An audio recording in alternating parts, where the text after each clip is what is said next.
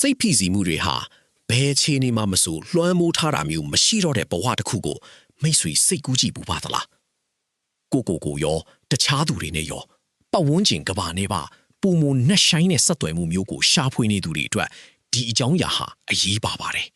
နှုတ်မတုံးတဲ့ hypnosis ဆိုတာအပြင်ဘက်ကနေထပ်ပေါင်းထည့်ရမယ့်အရာတစ်ခုမဟုတ်ဘူးလို့ပြောကြပါတယ်။ဒါဟာဘဝအထက်ကိုပေါင်းဆက်ဝင်ရောက်သွားတဲ့အရာတစ်ခုဖြစ်ပါတယ်။ဒါဆိုဒီအရာကဘယ်အရာတွေကိုပြန်လဲပုံဖော်ပေးနိုင်မလဲ။ဒီပညာရက်ကမိတ်ဆွေဟာကို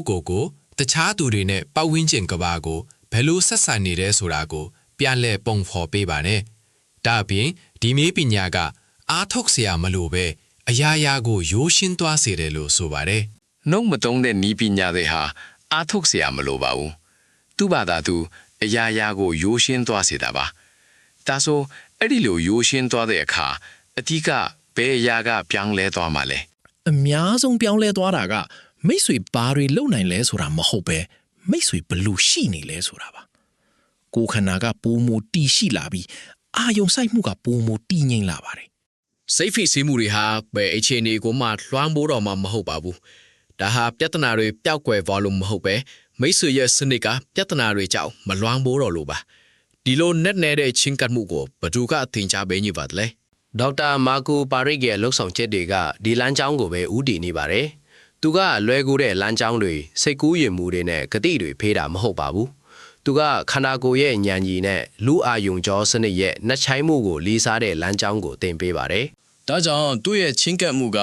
ကျောင်းသားတွေသာမဟုတ်ပဲကဘာတဝဲမှာဒီနယ်ပယ်မှာလှုပ်ဆောင်နေတဲ့အနာဂတ်ကျွမ်းကျင်သူတွေကိုပါလေ့ကျင့်ပေးခဲ့ပါတယ်။ဒီလိုပေါင်းဆက်မှုကသတိလစ်ချင်းဆိုတဲ့အခြေအနေအတွက်ဘာကိုဆိုလိုပါသလဲ။ပေါင်းဆက်မှုဆိုတာ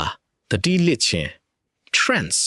ဆိုတာတာမန်မဟုတ်တော့ပဲရရှိနိုင်တဲ့အရာတစ်ခုဖြစ်လာတယ်ဆိုတာကိုဆိုလိုပါတယ်။ဒါဟာတဘာဝအတိုင်းဝင်ရောက်နိုင်တဲ့အခြေအနေတစ်ခုပါ။တခြားသူတွေမှာလည်းအတိအမှတ်ပြုနိုင်ပြီးအတင်းအကျပ်မဟုတ်ပဲခွင့်ပြုပေးနိုင်တဲ့အခြေအနေတစ်ခုဖြစ်ပါတယ်။ဒါကတော့နှုတ်သုံးတဲ့ hypnosis ရဲ့စစ်မှန်တဲ့ကျွမ်းကျင်မှုဖြစ်ပါတယ်။အခုချိန်မှာဒီနားလည်မှုနဲ့အတူ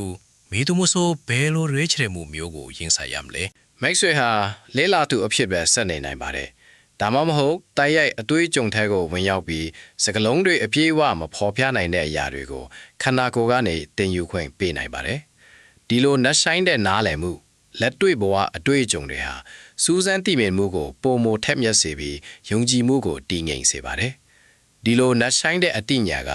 စိတ်ထဲကနတ်နဲတဲ့ကစုံတရားကိုပြောပြနေတယ်လို့ခံစားရသူတွေအတွက်ဒီလိုနေရာမတွေကိုဆက်လက်စူးစမ်းတာဟာတဘာဝကျတဲ့တိုးတက်မှုတရားပါပဲ။